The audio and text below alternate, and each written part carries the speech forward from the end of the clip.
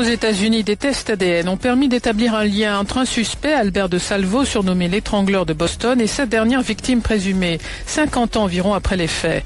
11 meurtres de femmes avaient été commis entre 1962 et 1964 à Boston. De Salvo, qui avait fait des aveux controversés, n'a jamais été inculpé pour ces crimes.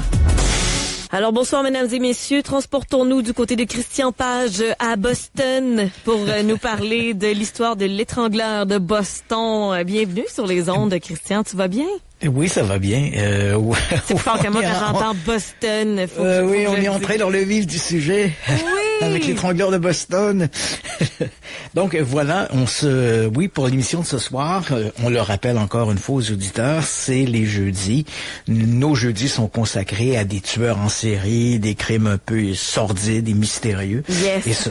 Et ce soir, donc, on va aborder l'un des grands tueurs en série qui ont marqué le 20e siècle et qui sont un peu tombés dans l'oubli au profit de d'autres tueurs en série qui ont été récupérés principalement par la télévision et le cinéma. On pense à des gens comme Ted Bundy, Jeffrey Dahmer, Charles Manson, évidemment, qui sont qui trônent au sommet de la liste des tueurs en série.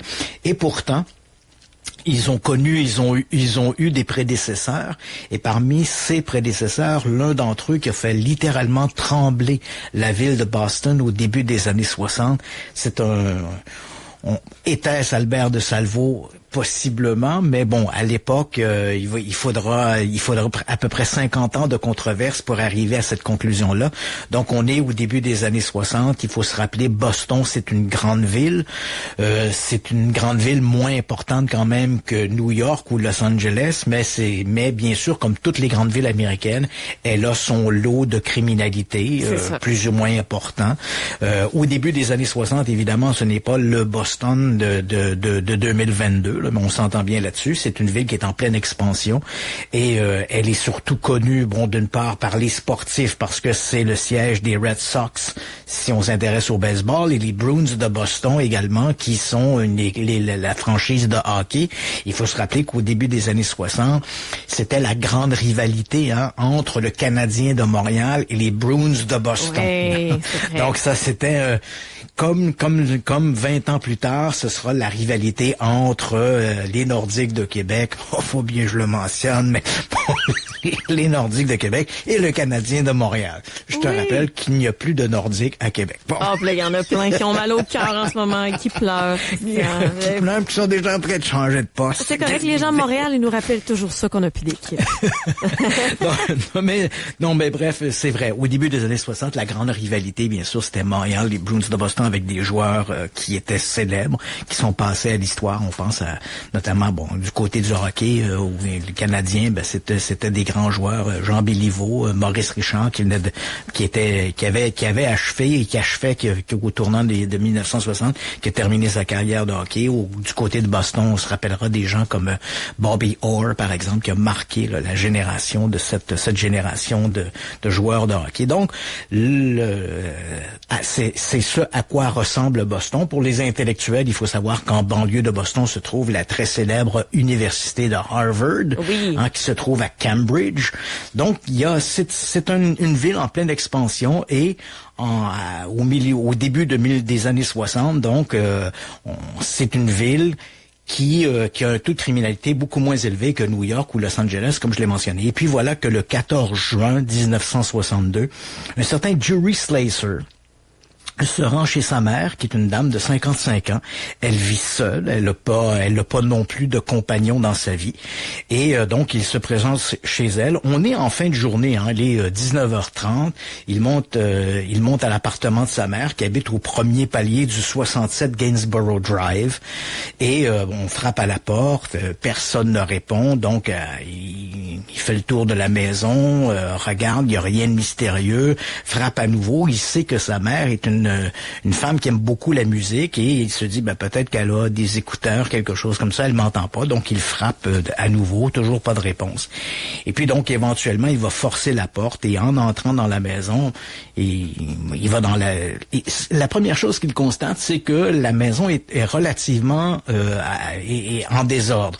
Okay. Bon, quand on traverse le palier, la première partie de la maison, le hall d'entrée, si je peux dire, en fait c'est un appartement, lorsqu'il traverse le hall d'entrée, là, les choses sont à peu près en ordre, mais dès qu'il arrive dans le salon, là, il voit immédiatement un désordre.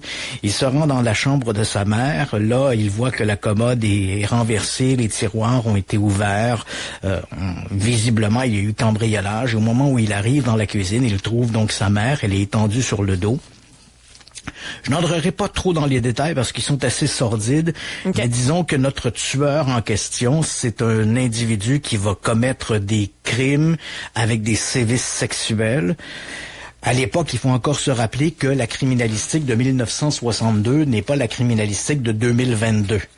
Donc, dans bien des cas, on n'arrivera pas à déterminer s'il y a eu physiquement une agression sexuelle, mais dans tous les cas, à peu près, à une exception près, tous les crimes dont je vais parler, il y a eu, dans les rapports d'autopsie, il est question de sévices sexuels. Donc, dans le cas présent, Anna Sleyser a été agressée.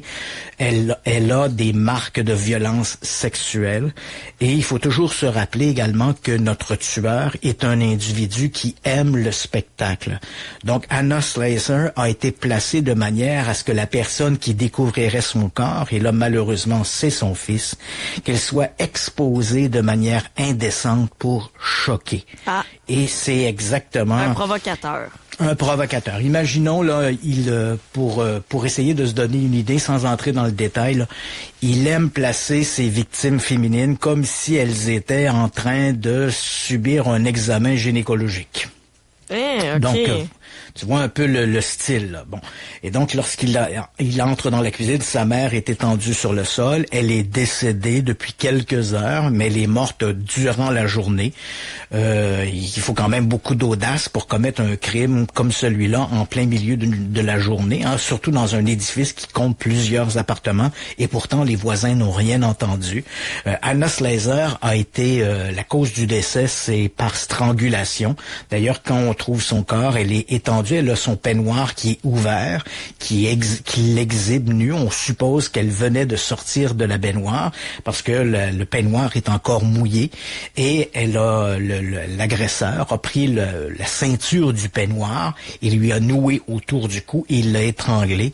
Et il a fait un curieux nœud qui ressemble un peu à une boucle, mais une boucle... comme on pourrait retrouver chez les gens qui travaillent comme les marins, par exemple. C'est un espèce de nœud qui est très particulier. Donc, je peux pas le définir parce que les gens ne le voient pas, là. Mais faut être quand même rapide, hein, si on pense qu'elle avait sa robe de chambre sur elle, de retirer, de tirer, par exemple, sur la corne de cette robe-là pour s'en servir. Il faut avoir des talents aiguisés. Oui, et dans le cas présent, on sait également qu'elle a été frappée. Hein, elle a une plaie à la tête, visiblement frappée par un objet contondant qu'on n'identifiera pas. Les policiers assez rapidement se posent des questions s'il ne s'agit pas en fait d'une mise en scène, parce que quand on fouille l'appartement en question, dans un premier temps, on ne trouve aucune trace d'effraction, ce qui laisse supposer que Anna Sleyser, d'après son fils, était une femme excessivement introvertie, elle ne parlait pas avec beaucoup de gens, elle était excessivement craintive et prudente, donc on imagine mal Anna Sleyser qui aurait laissé rentrer un inconnu chez elle, et pourtant il n'y a aucune trace d'effraction, et les policiers assez rapidement constatent que même si l'appartement est en désordre, l'agresseur a laissé derrière lui des objets de valeur. Alors on se demande, est-ce que c'est par distraction qu'il a laissé ces objets de valeur ou est-ce qu'il a volontairement saccagé l'appartement pour laisser croire un vol qui aurait mal tourné? Donc, c'est à peu près la situation dans le cas dans lequel on se trouve ici avec Anna Sleyser. Donc, on est le 14 juin et voilà que 6 semaines plus tard, le 30 juin 1962, mentionnons dès le départ que Anna Sleyser, c'est important, c'est une femme blanche, elle a 55 ans et elle a travaillé dans le milieu hospitalier. Elle a été infirmière ou aide-infirmière, donc elle a un passé avec le milieu hospitalier. Tu vas comprendre pourquoi je te mentionne ça, parce que ça va jouer dans l'investigation. Donc ensuite, on arrive 6 semaines plus tard, on découvre le corps d'une certaine Nina Nichols. Il s'agit d'une femme de 68 ans. Là encore une fois, il s'agit d'une femme de race blanche. On est au au 1940 Commonwealth Avenue. On est à Boston. Tous nos crimes vont être commis à Boston ou dans la région de Boston. Hein. Il faut savoir qu'il y a plusieurs villes qui s'agglutinent autour de Boston. On a mentionné tantôt Cambridge pour l'université de Harvard. Il y a également Salem, hein, l'histoire des fameuses sorcières de Salem. Ouais. Ben, c'est une ville qui est tout à fait limitrophe à Boston. Donc, on est à Boston et dans la grande région de Boston. Donc, dans le cas de notre deuxième crime, celui de Nina Nichols, femme blanche, 68 ans, on est là encore à Boston. On est sur Commonwealth Avenue. Lorsque les policiers, le corps est découvert par une voisine. Lorsque les policiers arrivent chez elle, elle est étranglée. Elle a 2 bas de nylon noués autour de son cou. D'ailleurs, c'est assez surprenant parce que dans tous les crimes, les policiers vont constater que l'agresseur a utilisé des objets qui étaient sur place. Donc, il n'a pas amené avec lui un instrument, un couteau, quoi que ce soit du genre. Tous les instruments, même dans le cas où il va y avoir, on va le voir un peu plus tardivement, il va y avoir d'autres victimes qui vont être poignardées. Même lorsqu'il s'agit de personnes qui ont été poignardées, c'est clairement un couteau qui se trouvait sur place que l'assassin a utilisé. Dans le cas présent, donc, on a cette Nina Nichols. Elle est étendue, encore une fois, dans une position excessivement scabreuse. Elle a des bas de nylon noués autour du cou. Son peignoir est remonté au-dessus de sa taille. Donc, un peu comme dans le cas de Anna Slazer, elle aussi était en peignoir. L'agresseur a volontairement remonté son peignoir pour qu'elle ait le pubis exposé à la personne qui trouverait la victime. Là encore, comme dans le cas de Slazer, les policiers sont frappés par le désordre qui règne dans l'appartement, mais là encore, on retrouve sur place des objets de valeur qui nous laissent se demander si on n'est pas en présence, encore une fois, d'une mise en scène. On ne trouve absolument aucune trace d'effraction non plus. Alors que les policiers, donc, sont à enquêter sur ces 2 crimes qui, mis à part le fait qu'on a 2 femmes, et là, bien sûr, je parle une femme de 55 ans et une femme de 68 ans. Pour les années 60, on parle déjà de gens d'un certain âge. Hein. À 55 ans, on n'est pas un vieillard, et je sais de quoi je parle. Mm-hmm. Mais bon, pour l'époque, au début des années 60, à 55 ans, on commence une personne d'âge mûr, disons ça comme ça. C'est plus une jeune femme là, qu'on a agressée. Là. Et dans le cas présent, dans les 2 cas d'ailleurs, Anna Slazer, comme je l'ai mentionné, et Nina Nichols, il y a eu des sévices sexuels. Dans le cas de Nina Nichols, je n'entrerai pas dans les détails, mais disons que l'agresseur a utilisé des instruments qu'il a trouvés sur place pour commettre des sévices d'ordre sexuel. Faut vraiment être dérangé là, pour penser à des affaires de même. Ah, absolument. Et donc, on n'est pas encore certain dans ce crime-là, on n'est pas certain que l'assassin a violé la victime parce qu'on ne trouve apparemment pas de fluide qui permettrait de déterminer ça, mais on est d'avis qu'il y a eu à tout le moins des sévices sexuels qui ont été commis. Alors que les policiers sont en train de travailler sur ces 2 crimes-là, pour l'instant, 2 femmes d'âge mûr qui ont été étranglées, mais rien ne permet de lier un crime à l'autre, si ce n'est la ressemblance. On est certain que l'appartement à l'envers, des objets de valeur laissés sur place, aucune trace d'effraction, c'est sûr qu'il y a des indices parlants. Mais il faut aussi se rappeler, on va le comprendre hein, dans le cas de cette série de crimes, comme il touche la ville de Boston et le Grand Boston, on va se retrouver à un moment donné avec 3 corps de police différents qui travaillent sur ces crimes et tous travaillent en vase clos, bien sûr. Et on va se retrouver même dans 3 districts différents. Hein, le district de Lawrence, le district de Salem, puis le district de Boston. Assez pour mélanger tout le monde, puis personne qui travaille ensemble. Voilà, il faut se rappeler que c'est une période où il n'y a pas d'ordinateur, il y a bien sûr des fiches perforées pour les enquêtes criminelles, mais on est loin de l'ordinateur tel qu'on le connaît aujourd'hui. Alors que les policiers sont en train d'enquêter sur ces 2 crimes-là, ils apprennent qu'on a retrouvé une femme, encore une fois de race blanche, cette fois-là elle se nomme Ellen Blake, elle a 65 ans, et elle a été trouvée, elle aussi, elle a été étranglée, avec des bas de nylon et un soutien-gorge qu'elle a noué autour du cou. Là aussi, le nœud ressemble au nœud qu'on a trouvé sur les autres victimes, un nœud assez particulier. Et on se trouve, cette fois, on n'est plus à Boston, on est dans la banlieue de Boston, on est à Lynn, on est au 73 New Wall Street. Là, encore une fois, on est dans un édifice à appartements.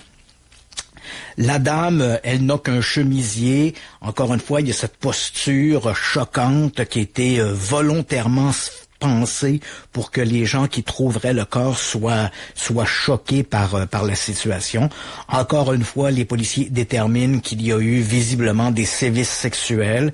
On n'a aucune trace d'effraction. On a laissé sur place des indices qui laisseraient croire encore une fois un cambriolage, mais tout ça semble être encore une mise en scène. Donc là, cette fois, et ce crime, d'après le médecin légiste, ça a été commis le 30 juin. Donc, on est le 30 juin 1962. Et si tu suis le début du récit, on a un premier crime commis le 14 juin et on a apparemment 2 crimes commis le même jour, soit le 30 juin 1962. Donc, cette même journée, il y a eu l'assassinat de Nina Nichols et l'assassinat de Ellen Blake. Bon, dans le cas de Ellen Blake, comme le corps est trouvé 2 jours après l'assassinat, bien sûr, on pourrait se dire qu'on a un jeu d'une journée. Elle a peut-être été assassinée le 29, mais néanmoins, il est clair que l'assassin a fait, il a passé à grande vitesse là. Donc il accélère. Il accélère la cadence. À ce moment-là, les policiers ont quand même établi certaines règles. On se dit, voilà, on a 3 victimes, 2 commises le même jour. Cette fois, il n'y a plus de doute. Les nœuds, l'absence de traces d'effraction, les appartements à l'envers, les policiers sont convaincus qu'ils ont affaire à un seul et même individu. Comme plusieurs de ces victimes-là, en fait, 2 des 3 victimes sont des infirmières ou ont été des anciennes infirmières ou ont travaillé dans le milieu médical. Elles ont un lien quelconque avec le milieu médical. Les policiers commencent à se poser la question, est-ce qu'il n'y aurait pas un lien entre leur travail ou leur statut professionnel et l'assassin? Est-ce que ça pourrait, par exemple, être un individu qui avait été dans un centre hospitalier, dans un asile, et puis en veut à toutes les infirmières, et pour une raison X ou Y, il a choisi ce type de victime. À ce moment-là, il faut se rappeler, on est toujours dans ce contexte du début des années 60. Le FBI existe quand même, une police qui a été créée 50 ans plus tôt par Edgar Hoover, mais on n'est pas encore on est loin encore de l'établissement du département des sciences du comportement, le fameux profiling. Ouais. On n'y est pas encore. Mais quand même, les policiers du FBI ont quand même une certaine expertise sur ce type de tueurs. On disait des tueurs en séquence. Donc, on demande l'aide du FBI. Et curieusement, au moment où ces crimes-là se passent, donc on est à l'été de 1962, il y a justement, là, dans les derniers jours de juillet 1960, les derniers jours de juin 1962, il y a un congrès du FBI qui se tient à Boston. Donc, c'est l'occasion rêvée pour demander l'aide du FBI. Les policiers propose un portrait robot de l'individu. Mais encore une fois, on est loin de ce profiling qui va apparaître dans les années 70. Mais d'après eux, il doit s'agir d'un homme blanc âgé entre 18 et 40 ans. Pourquoi? Parce que les 3 victimes sont 3 femmes blanches. Et généralement, lorsqu'il y a un tueur en série, il faut se rappeler que le terme tueur en série n'existe pas encore à cette époque. Il va apparaître avec les crimes de Ted Bundy au milieu des années 70. Mais on est donc en présence d'un tueur séquentiel. On se dit, comme les victimes sont blanches, généralement, les tueurs vont commettre leurs crimes dans le même groupe ethnique que eux. Okay. Donc, on suppose donc que le tueur est un blanc. Il est visiblement obsédé par le sexe. Il y a des problèmes par rapport à la sexualité, ça semble assez clair. Il doit avoir on suppose qu'il a une forme de délire de persécution. Et comme les victimes, ce sont tous, sans dire des gens âgés ou des femmes âgées, ce sont quand même des femmes mûres. Et on suppose que l'assassin, qui doit être relativement jeune et fort, puisqu'il maîtrise ces femmes-là, et qui n'avaient pas d'handicap particulier, ce sont des femmes qui étaient relativement en bonne santé, on se dit, il a peut-être développé un sentiment de haine envers sa mère. C'est exactement là que je m'en allais, Christian. Je le savais que tu pensais à ça, je t'ai pris de vitesse. Je suis tellement contente que tu en parles. On va laisser cette question-là en suspens, mais je suis certaine qu'elle n'aimait pas sa mère. On dit, bon, ben, exactement, on se dit peut-être que ces femmes-là représentent pour lui une mère mal aimante et il agit de cette manière-là. Et à partir de ce moment-là, où là, on est en présence d'un troisième meurtre commis, à peu près en suivant le même modus operandi, bien sûr, on en parle dans la presse, le premier crime, le crime d'Anna Slasher, a été mentionné à la 14e page du Boston Herald. Et là, avec ce troisième crime, ça fait la une. À Boston, on commence à être de plus en plus inquiet. Les femmes sont inquiètes, et en particulier les femmes qui se retrouvent dans cette tranche d'âge, qui se sentent beaucoup plus vulnérables. Dans le cas de nos 3 victimes, c'était 3 femmes qui vivaient seules, dont 2 n'avaient pas non plus d'amis masculins dans leur entourage. Donc, les femmes qui se retrouvent à peu près dans ce groupe d'âge, qui se retrouvent à peu près dans la même condition sociale, commencent à craindre pour leur vie. Est-ce qu'il y a quelqu'un comme ça qui traque les femmes d'un certain âge? Donc, on est très inquiet. Et puis, voilà qu'un nouveau crime vient s'ajouter. On est le mois pratiquement suivant, hein, on est rendu en août, on est toujours dans cet été torride de 1962, et on trouve, le 21 août, on trouve le corps d'une femme, Ida Ingard, qui a 75 ans. Le médecin légiste conclut qu'elle est morte probablement depuis 2 ou 3 jours. Donc, on situe le meurtre probablement autour du 19 août. On se trouve là à Boston, on est au 7 Grove Street.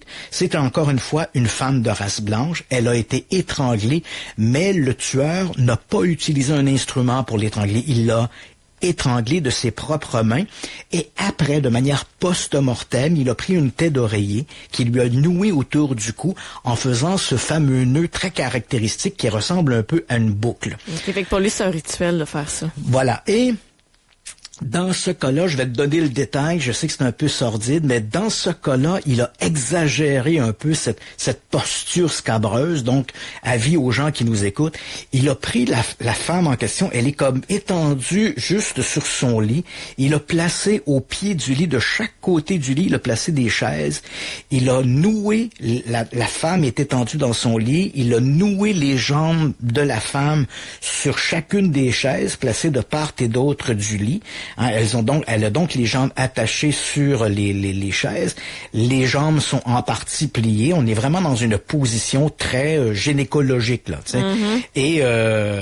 Et elle est morte de cette manière-là. Et il a tourné le lit de manière à ce que ce soit la première chose que tu vois en entrant dans la pièce. Donc en fait pas en entrant dans la pièce, en rentrant dans l'appartement, parce que la chambre de Ida Ingard donne directement sur la porte d'entrée. Donc, il a placé le lit de manière à ce que dès qu'on ouvre la porte dans le hall d'entrée, la première chose que l'on voit, c'est la porte ouverte vers la chambre et devant nous, cette pauvre femme de 75 ans placée dans une position excessivement dégradante. Et là encore, les policiers vont découvrir que l'individu a utilisé des objets dans la maison pour l'agresser sexuellement. Il n'y a pas de trace d'effraction. Encore une fois, l'assassin a visiblement laissé sur place des traces laissant croire à un vol. Et bien sûr, son idée était de choquer la personne qui trouverait le corps, hein, pour toute cette mise en scène. Et qui, dans ce cas-là, c'est un peu malheureux parce que celui qui trouve le corps, c'est un petit garçon de 13 ans qui est le fils du gardien de l'immeuble. Hein, comme il était sans nouvelles de Madame Irga, qui a quand même 75 ans, qui, elle, était d'une chantée chancelante. Ça faisait 2 jours qu'on l'avait pas vue. On a été allé frapper à sa porte. Il n'y avait pas de nouvelles. On a attendu encore quelques temps. Et puis, finalement, le gardien de l'immeuble a demandé à son fils d'aller voir, de frapper. Et il a frappé à la porte. Et le gamin a poussé la curiosité à tourner la poignée et à entrer dans l'appartement. Alors, tu t'imagines la scène à laquelle il était confronté en ouvrant la porte. Ouais. Ce crime, on est toujours, hein, pour les policiers, ce crime vient confirmer déjà la trame qu'on a établie. Donc, un tueur qui s'en prend des femmes d'un certain âge, cette idée l'idée que les policiers ont proposée d'un homme qui voudrait se venger de sa mère fait un peu son chemin, hein, parce qu'on est toujours dans cette trame-là. Et au moment où les policiers enquêtent sur le meurtre de Madame Irga, on trouve le 20 août, la même journée, on apprend qu'une autre femme a été assassinée. Elle a été assassinée au moins 10 jours plus tôt. Donc là, on situe son meurtre aux alentours du 13 août 1962. On est toujours dans Boston. On a presque l'impression que le tueur, par 2 fois, a fait 2 séries de 2. Hein. Donc, il tue une première fois de manière isolée, et puis ensuite, le 30 juin, commet 2 crimes. Et là, voilà qu'on vient de trouver 2 autres crimes le même jour qui semblent remonter à peu près au même moment. Là. Donc, on est à la mi-août. Il commet donc 2 crimes à la mi-août. Il s'agit d'une certaine Jane Sullivan, une femme de 67 ans. Donc on est toujours dans cette tranche d'âge de femme assez mûre. C'est une femme de race blanche. Elle a été étranglée avec ses bas de nylon qu'on a trouvés qui ont été prises. Ce sont ses bas à elle qui ont été trouvés dans son appartement. Et de manière assez curieuse, elle est placée, je rentrerai pas dans le détail, mais elle est placée de manière assez scabreuse, mais le tueur a comme placé le corps de manière à ce qu'elle soit elle est comme agenouillée au côté du bain. Essaie de t'imaginer un peu la scène. Elle est agenouillée au côté du bain et elle a la tête dans la baignoire qui est remplie d'eau. Il a mis la tête dans la baignoire. Donc, elle est placée, arquée comme ça sur le bord de la baignoire. Encore une fois, aucune trace d'effraction dans l'appartement. L'appartement a été saccagé, mais encore une fois, on trouve des objets de valeur que l'assassin n'aurait certainement pas laissé derrière lui. Donc, on en est rendu à la 5e victime. Tout ça en quelques mois, en 3 mois à peine. Donc c'est un été chaud, cet été de 1962. Et là, toutes les femmes se mettent à paniquer dans les rues de Boston. Surtout celles qui doivent être seules, là. Ouais, c'est ça. Donc, les femmes seules. Et là, on voit que le tueur agresse des femmes dans la 50aine, mais ça ne l'a pas empêché d'agresser Madame Irga, qui avait 75 ans. Donc, on se dit, il n'y a pas beaucoup de femmes à Boston qui sont à l'abri de ce type d'agression. Non, c'est ça. Et donc, on essaie de se protéger. Inutile de te dire que c'est la panique. Les journaux en parlent, font la une de cette... Et là, on n'a pas de nom encore. Hein. On l'appelle le tueur mystérieux, le tueur fantôme, l'agresseur de vieilles dames. Tous les noms y passent. Les serruriers font des affaires d'or. Et là, écoute, il y a quand même une partie de la population qui se croit un peu à l'abri. Hein. Donc, toutes nos victimes sont des femmes de race blanche. Donc, on se dit que le tueur est sans aucun doute un homme blanc. Comme les femmes, ce sont toutes des femmes d'un certain âge, la population féminine en deçà de 40 ans se sent un peu à l'abri. Et là, curieusement, il y a une espèce de hiatus de quelques mois, donc le tueur ne fera pas de victime en septembre, octobre. On a l'impression qu'il y a eu un arrêt, et soudainement, la donne va changer, la victimologie va changer. Le 5 décembre 62, une autre femme est étranglée à Boston.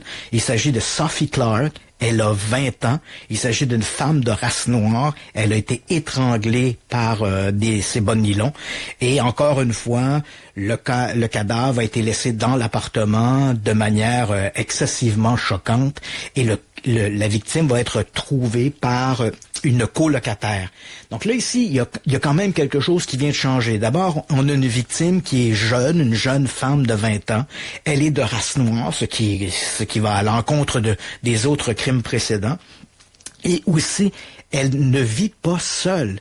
Elle partage un appartement avec une colocataire. Donc, le tueur ou bien savait que Sophie Clark était seule au moment de commettre son agression, ou il a pris des risques énormes. Il aurait pu se faire découvrir à tout moment par cette colocataire qui aurait pu rentrer durant la période de temps où il était sur place. Ben oui. Donc, on se dit, non seulement il vient de changer sa victimologie, même au départ, les policiers ont tendance à croire que Sophie Clark ne fait pas partie de la série, mais néanmoins, il y a quand même des indices qui frappent. Hein. Le nœud autour du cou avec le bas de nylon, c'est un nœud qui forme une espèce de boucle. Alors, ou bien on est en présence, puis il faut le dire, le nœud en question n'a jamais été évoqué dans la presse. On dit que les femmes ont été étranglées avec un soutien-gorge, avec des bas de nylon, mais jamais les policiers n'ont révélé à la presse la façon, le fameux nœud en question, cette espèce de double boucle. C'est une information que seuls les policiers policiers connaissent. Or, dans le cas présent, le cas de Sophie Clark, même si on est en présence d'une jeune femme afro-américaine, même si l'âge ne correspond pas, il y a plusieurs éléments qui laissent croire qu'on est en présence du même tueur. Hein. C'est la même signature, c'est ça? La même signature, le même nœud autour du cou, bonne nylon trouvé sur place, le cadavre laissé dans une position excessivement choquante. Et là encore, dans le cas présent, les policiers peuvent déterminer, le médecin légiste peut déterminer qu'il y a eu des violences sexuelles, mais il y a également eu viol. Ça, on n'en a aucun doute. Et puis encore, et là, à nouveau, le crime s'accélère. Donc, après la mort de Sophie Clark, on a le 31 décembre, donc à peu près 3 semaines après le meurtre de Clark, il y a une autre jeune femme qui est assassinée, Patricia Bissett. C'est une jeune femme de 23 ans.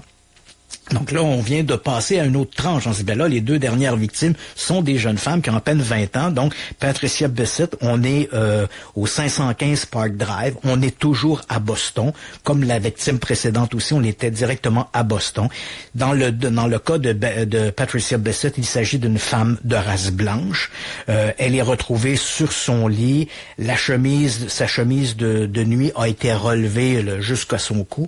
Et là, curieusement, dans les violences sexuelles, on peut déterminer qu'il y a eu des violences sexuelles, mais elle a également été violée et sodomisée par son agresseur. Donc, c'est tout de plus en plus violent, c'est ça? Ouais, c'est... il s'arrête pas là, le bonhomme. C'est un gars qui va pas bien. C'est comme... à peine, on appelle à l'aide. Et là, soudainement, à nouveau, un hiatus qui se produit. Donc, les crimes arrêtent. Décembre 62, après le meurtre de Patricia Bissett, les crimes s'arrêtent. Donc, les mois passent. Aucune nouvelle victime, même s'il y a à Boston, on a vu s'installer une sorte de peur paranoïaque. Hein, dès qu'on voit un individu un peu louche sur le trottoir, une femme marche dans la rue, puis soudainement un homme marche derrière elle, lui emboîte le pas, elle se précipite dans une cabine téléphonique pour dénoncer. Donc il y a visiblement une paranoïa qui s'est installée dans les rues de Boston. Et puis voilà que le 6 mai 1963, à Cambridge, en ce quartier assez huppé, où se trouve justement l'université Harvard, au 4 University Road, on trouve une femme, Beverly Simmons, 23 ans. Il s'agit encore une fois d'une femme de race blanche. Elle est découverte par un de ses amis, son petit ami en fait, parce que elle devait participer ce soir-là à une pratique. Elle fait partie d'une chorale, donc les gens devaient se réunir pour faire une pratique. Elle ne se présente pas, et donc comme son petit ami est inquiet de ne pas la voir parce qu'il lui a parlé dans l'après-midi, tout allait bien. Il tente de l'appeler chez elle, pas de réponse, décide de passer à son appartement. Et en entrant dans l'appartement, il la trouve. Elle a été étranglée et poignardée à la gorge. C'est d'ailleurs la cause du décès. Elle est laissée devant la porte de manière excessivement choquante. Et dans ce cas-là, elle a un bon nylon de noué autour du cou, mais la cause du décès est le fait qu'elle a été poignardée. Elle a été poignardée en fait 22 fois. Elle a été poignardée 4 fois à la gorge et 18 fois au sein gauche. Et l'agresseur a planté son couteau de manière à créer une espèce de cible, un peu comme si je sais que c'est un peu ignoble de dire ça, mais imagine-toi un jeu de dards et considère que le mamelon serait le centre de la cible.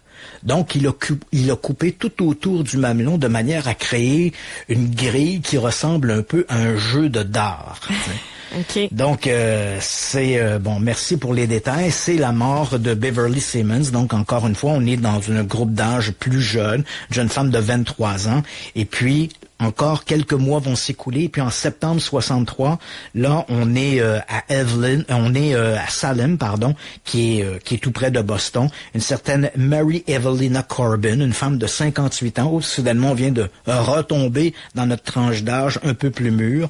On est le 8 septembre 63. C'est une femme de race blanche. Elle a été étranglée par des bonnes nylons. Des bonnes nylons qui lui appartiennent, qui se trouvaient dans sa commode.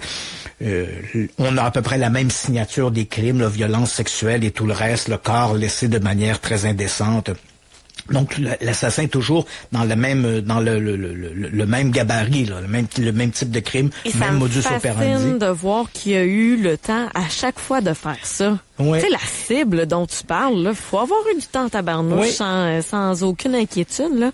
Comment il a fait? J'ai hâte qu'il se trompe, là. C'est ça, je vais dire qu'il s'est trompé. Non, il se trompera pas. Ah! C'est une histoire dont le dénouement est tout à fait incroyable. Donc, après le meurtre de Mary Evelina Corbin... Rappelle-moi son âge, je les note depuis tantôt. Elle a 58 ans. 58, OK. Le crime qui suit, Joanne Mary Graff, 22 ans. On est le 23 novembre 63. Ici, on est à Lawrence, donc un autre quartier limitrophe de Boston. On est au 54 Essex Street. Encore une fois, elle a été étranglée avec ses bas de nylon. Et ce qui frappe à ce moment-là, je sais que je t'ai donné la date comme ça, puis tu t'y es pas arrêté. Je t'ai dit le 23 novembre 1963. Mais ce jour-là, c'est un jour de deuil national. La veille, le président Kennedy a été abattu. Et le fait que ce crime ait été commis durant un jour de deuil national avec l'assassinat du président la veille, c'est peut-être le crime qui va choquer le plus l'opinion publique à ce moment-là. Là, les journaux s'emparent de cette histoire. Évidemment, on pointe du doigt les services de police. Qu'est-ce qui se passe? Comment est-ce possible? On en est rendu quand même à une 10e victime commis sur une période d'à peu près 13 mois, 14 mois. Donc, et rien ne se passe. Mais encore une fois, il faut se rappeler qu'on est dans la criminalistique des années 60. Là, on a les empreintes digitales, ça se limite un peu à ça, et l'assassin ne laisse derrière lui aucune empreinte digitale, à tout le moins aucune empreinte digitale qui ne soit utilisable.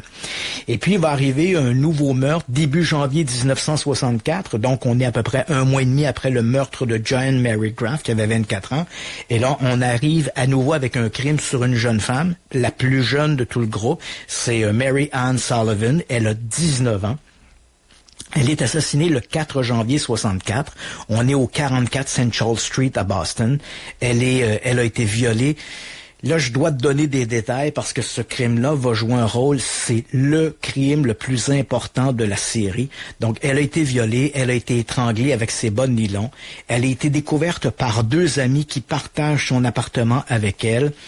Et là, encore une fois, je suis désolé de devoir insister sur des détails un peu sordides, mais il faut comprendre, parce que c'est un peu la clé de l'énigme. Lorsqu'on trouve la victime, elle est étendue sur son lit, la tête est appuyée sur la tête du lit. Il y a du sperme qui s'écoule de sa bouche. Elle a les jambes écartées et repliées, un peu à la manière d'un examen gynécologique. Elle a un balai enfoncé dans le vagin. Il y a du sperme un peu partout sur les draps. Et entre ses orteils, le tueur a placé une carte sur laquelle c'est simplement écrit « Bonne année ». Ah, c'est dommage de mauvais goût. C'est sordide. Donc, il place la carte comme ça entre les orteils « Bonne année ». Là, à ce moment-là, ce crime qui débute l'année 1964 est tout à fait épouvantable, avec tout ce le crime précédent qui a été commis dans une journée de deuil national. Là, cette fois, les autorités se disent il faut absolument faire quelque chose. Quoique, au sein des services de police, on n'est pas convaincu qu'on soit en présence d'un seul et même tueur. Même si on retrouve des éléments du genre l'appartement a été saccagé, le fameux nœud du tueur qui semble assez caractéristique, on s'étonne qu'à un moment donné, le tueur ait frappé des femmes d'âge mûr. Il y a eu un hiatus et soudainement, il s'est attaqué à des femmes beaucoup plus jeunes, incluant une victime qui soit de race noire.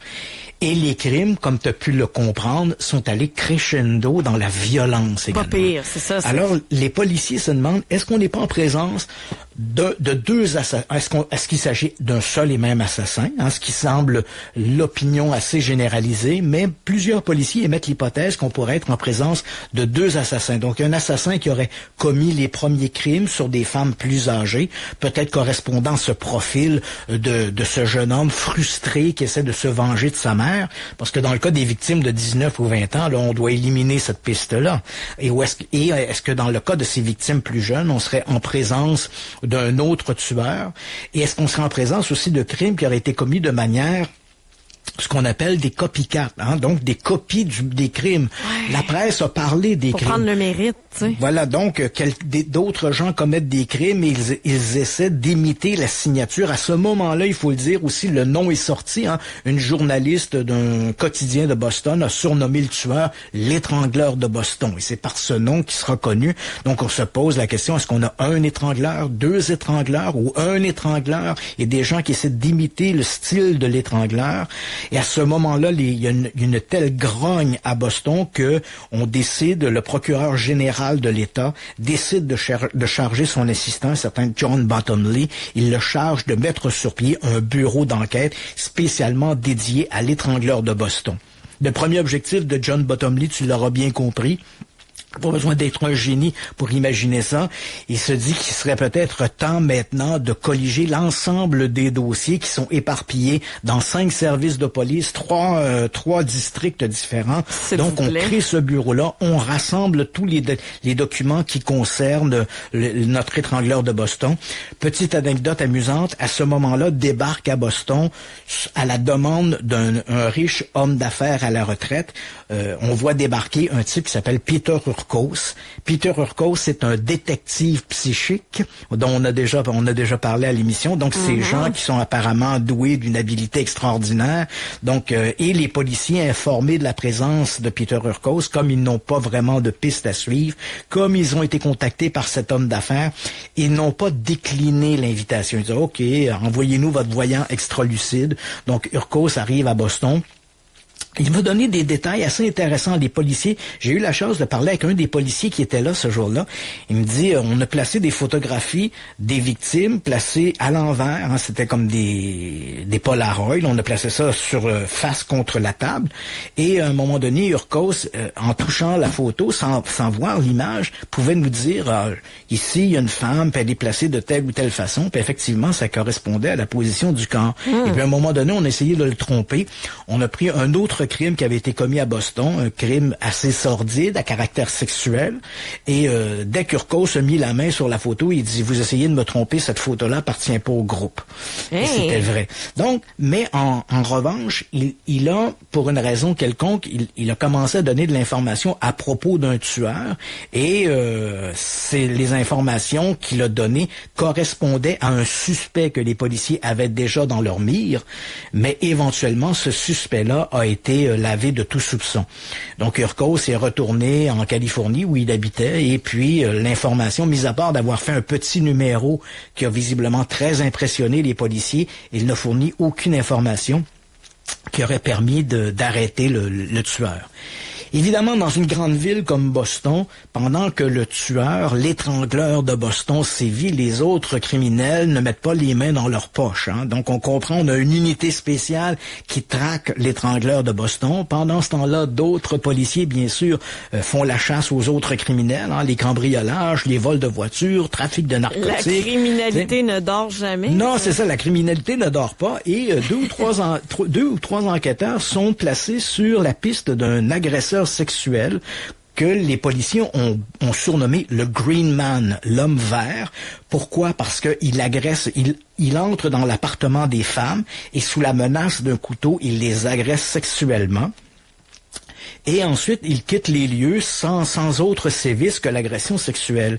Et il est toujours vêtu d'un survêtement vert, un peu comme les costumes, les vêtements des mécaniciens ou des plombiers, d'où son surnom de l'homme vert. Donc, on est ici en présence d'un agresseur sexuel, un violeur en série, pour lequel 2 policiers ont été dédiés pour enquêter sur ces crimes-là. Dans le cas, oublions un instant notre étrangleur de Boston qui vient de passer du côté de l'ombre pendant un moment. Le Green Man en question, les policiers commencent à fouiller le dossier, s'aperçoivent que quand même ce type-là était très actif. Entre 1963 et 1964, il aurait commis 300 agressions sexuelles au Connecticut, au Massachusetts, au New Hampshire, là, et même au Rhode Island. On s'est dit, mais là, tabarnouche, c'est un type qui est plutôt actif. Il tuait une journée sur 2, ben quoi? Moi, en fait, c'est ça. On doit 300 agressions. Écoute, donc il tuait pas ses victimes. Hein. Dans le cas du Green Man, il les agresse sexuellement. Il ne les tue pas. Mais tu dis 300 agressions en une année à peu près, c'est quand même énorme. J'essayais d'émettre l'hypothèse que ça aurait pu être la même personne. C'est pour ça, j'étais comme peut-être que des fois il tuait pas, des fois il tuait, mais c'est pas le même qui marche les pulsions. Hein. Non, c'est ça. Et en regardant le portrait robot, hein, parce que comme ces victimes-là, elles sont pas mortes. Hein, ce sont des femmes qui ont été choquées, qui ont été agressées, mais elles peuvent fournir un portrait robot de leur personnage. Hein. Bon, il est habillé en vert, donc on sait donc qu'on est toujours en présence du même violeur en série. Mais en faisant une description de cet agresseur-là, un portrait robot, un policier regarde ce portrait robot et soudain, ça lui rappelle quelqu'un. Il dit, tiens, c'est curieux. Ça ressemble à un type que j'ai arrêté quelques années plus tôt, qui, sous le sobriquet, on l'avait surnommé, nous, le Measuring Man. Et le Measuring Man, de son vrai nom, s'appelait Albert de Salvo. C'était un pervers qui avait été arrêté en 1960 parce que il avait vu à la télévision une émission, le Dick Van Dyke Show, et qui était un humoriste, un comédien, et il y avait un numéro, hein, c'était une émission de télévision, il y avait des sketchs comiques un peu burlesques, et dans l'émission de Dick Van Dyke, à un moment donné, Dick Van Dyke jouait le rôle d'un type qui prenait des mesures sur des modèles, des femmes, des modèles, puis il y avait comme une espèce de jeu de séduction entre l'homme qui prenait les mesures, qui était joué par Dick Van Dyke, et les modèles hollywoodiens qui étaient là pour l'émission. Et soudainement, notre Albert Desalvo a trouvé là-dedans quelque chose d'inspirant. Alors, il s'est mis à se promener dans les rues. Et là, dès qu'il voyait une femme jolie, il la suivait. Et là, il se présentait comme étant un type envoyé par des magazines qui cherchaient des modèles féminins pour poser. Et là, si la femme montrait le moindre intérêt, ben là, DeSalvo disait, ben voilà, je pourrais vous accompagner chez vous, prendre vos mesures pour voir si vous correspondez au gabarit du type de femme qu'on cherche pour nos publications. Et uniquement en utilisant ce stratagème-là, il était capable de savoir. Il a réussi, et on parle pas d'agression sexuelle, là, ce sont des relations consentantes. Il a réussi à avoir des dizaines et des dizaines de relations sexuelles avec ces femmes consentantes, essentiellement sur la foi que ces femmes-là allaient être sélectionnées dans une espèce de concours, dans un mannequinat quelconque. Et comme elles n'avaient pas de nouvelles, une fois que elles s'étaient données un peu à ce vendeur itinérant, si on peut dire, ce mesureur itinérant, comme il n'y avait pas de retour, ben à un moment donné, elles se sont dit, est-ce qu'on s'est pas fait duper? Est-ce que je me suis pas fait avoir? Et certaines d'entre elles ont porté plainte à la police disant, je pense avoir été victime d'un escroc. Et c'est comme ça que les policiers ont remonté à ce Albert de Salvo, qui avait été arrêté, condamné à 11 mois de prison pour comportement obscène et lubrique. Hein, parce qu'il n'y a pas agression sexuelle ici. Donc, tu comprends que notre policier, là, on revient en 1964, il y a cette traque au tueur, à l'étrangleur de Boston, il y a la traque à l'homme vert, et ce policier, donc en regardant le portrait robot de l'homme vert, se dit, ce type-là ressemble à Albert de Salvo, que j'ai déjà arrêté il y a 2 ou 3 ans, comme étant le mesureur. Donc, on procède à l'arrestation à nouveau d'Albert de Salvo. On est le 6 novembre 1964. Et à ce moment-là, DeSalvo est incarcéré à la prison du comté où il fait face à des accusations qu'on va déposer dans les jours ou les heures à venir comme étant visiblement le violeur en série qu'on a surnommé le Green Man. Ce personnage d'Albert DeSalvo, je viens de te donner quelques détails. Tu vas comprendre qu'on est dans un contexte assez connu. Hein. Il est né en septembre 1931 à Chelsea, qui est en banlieue de Boston. Il est issu d'une fratrie de 6 enfants. Son père, Frank, est un individu tout à fait odieux et violent. Hein. Le quotidien des enfants DeSalvo, c'est la violence contre sa mère, la violence contre eux de la part de son père. À 5 ans, par exemple, Albert DeSalvo a été amené par son père dans les magasins où son père lui a appris à voler de la marchandise. Et qui suspecterait un enfant de 5 ans de voler dans les rayons alors qu'il est accompagné de son père? Donc, ça passe plutôt bien. Le père amène souvent à la maison des prostituées et force ses enfants et son épouse à assister à ses ébats. Albert DeSalvo va être initié à la sexualité dès l'âge de 6 ou 7 ans avec des prostituées que son père ramène à la maison. Et peu à peu, DeSalvo va développer une espèce d'obsession là, pour le sexe. En 48, il va s'enrôler dans l'armée, va être muté éventuellement en Allemagne. Il va rencontrer une jeune femme en Allemagne qu'il va marier, qui s'appelle Irmgard. Ils vont revenir aux États-Unis en 1954. Ils vont avoir 2 enfants, dont une fille née en 1955 avec une malformation à la hanche. Et pour une raison assez étrange, Irmgard, son épouse, accuse Albert d'être responsable de la difformité de leur enfant. Et pour le punir, elle lui coupe le sexe. Plus de sexe. Donc, Albert, qui lui est visiblement obsédé par le sexe depuis son enfance, se retrouve avec des prostituées et tout le reste. Donc, une vie assez sordide. Hein? Et à ce moment-là, il va être, même durant cette période, il va être arrêté par la police pour indécence sur une fillette de 9 ans, mais les parents vont retirer la plainte parce que s'il y avait eu procès, les choses étant différentes en 1960 qu'elles le sont aujourd'hui, il aurait fallu donner le nom de la victime et tout ça aurait pu avoir des répercussions sur la réputation de cet enfant de 9 ans. Donc, les parents, pour protéger finalement la réputation de leur fille de 9 ans, qui auraient subi des attouchements par DeSalvo, ont préféré retirer leur plainte. Ah, ça c'est spécial, excusez. Mais... Ça, invraisemblable. Et c'est à ce moment-là, donc, on est au tournant de 1960, c'est à ce moment-là que DeSalvo va voir à la télévision cette émission de Dick Van Dyke qui va l'inspirer à devenir le Measuring Man. Donc, on revient à l'arrestation de DeSalvo, en novembre 1964, il est arrêté, on le suspecte d'être le violeur en série de Green Man, alors qu'il est incarcéré à la prison du comté, il se frappe la tête sur les murs, parle tout seul dans sa cellule. Alors, les policiers décident de le transférer à la prison de Bridgewater, qui ressemble un peu à l'Institut Pinel ici. Donc, c'est un institut carcéral, mais pour des évaluations psychiatriques, pour des gens qui sont un peu dérangés. Donc, alors que DeSalvo, puis là, je vois le temps qui file, je vais essayer de te résumer ça, mais alors que DeSalvo se trouve à Bridgewater, il est avec d'autres prisonniers, puis là, les gens, on se parle entre eux, et là, il va confier, on se moque un peu de lui, il est le Green Man. Et ce nom-là qui lui colle à la peau, c'est un peu comme une blague parce que faut se rappeler que Green Man, c'est aussi le surnom qu'on donne aux extraterrestres, Little Green Man. Je pensais que tu allais dire le géant vert, c'est canne de conserve pour le maïs. C'est le Little Green Man. Donc, Albert DeSalvo se fait un peu moquer là-dessus. Et à un moment donné, il dit à un de ses des co-détenus avec lui, un type qui s'appelle Georges Nassar, et il dit à Nassar, il dit, bon, vous vous moquez, l'homme vert, etc.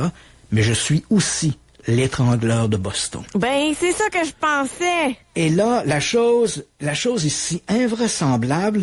Puis là, je vais essayer de te résumer ça en quelques minutes. Là.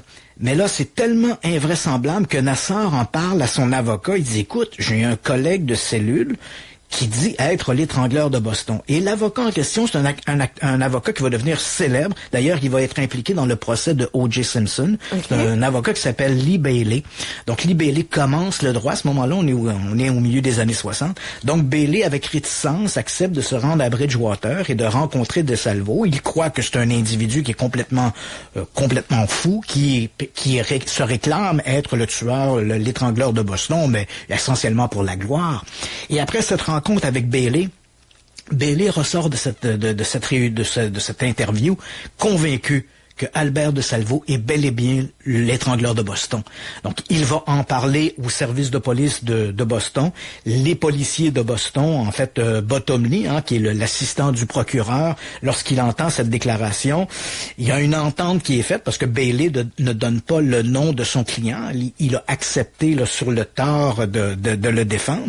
Et donc, il dit à Bottomley, il dit, je crois savoir qui est l'étrangleur de Boston. Je pourrais vous conduire à lui, mais à une condition. Si vous l'interrogez, il n'est pas question que ses aveux servent à une inculpation. Vous ne pourrez pas utiliser ses aveux devant le tribunal. Bottomley se rend donc à Bridgewater, cet institut un peu comme Pinel, comme je l'ai mentionné. Et Bottomley accepte ce deal, rencontre DeSalvo, et après cette longue discussion avec DeSalvo, il en sort convaincu que DeSalvo est bel et bien le tueur, l'étrangleur de Boston. Non seulement DeSalvo raconte dans le détail les 11 meurtres qui lui sont attribués, mais il en ajoute même 2. Il raconte qu'en juin 62, il est entré dans un appartement d'une vieille dame qui avait 85 ans, et comme il s'est précipité sur elle, elle est morte d'une crise cardiaque avant même qu'il l'ait touchée. Il l'a laissée sur place, et puis ensuite, il a assassiné une autre femme en mars 63. Et comme il est arrivé à son appartement, il y avait un bout de tuyau qui traînait sur le bord du balcon. Il l'a pris. Et quand il est entré dans l'appartement, il a agressé la femme, mais il lui a fracassé le crâne avec le bout de tuyau.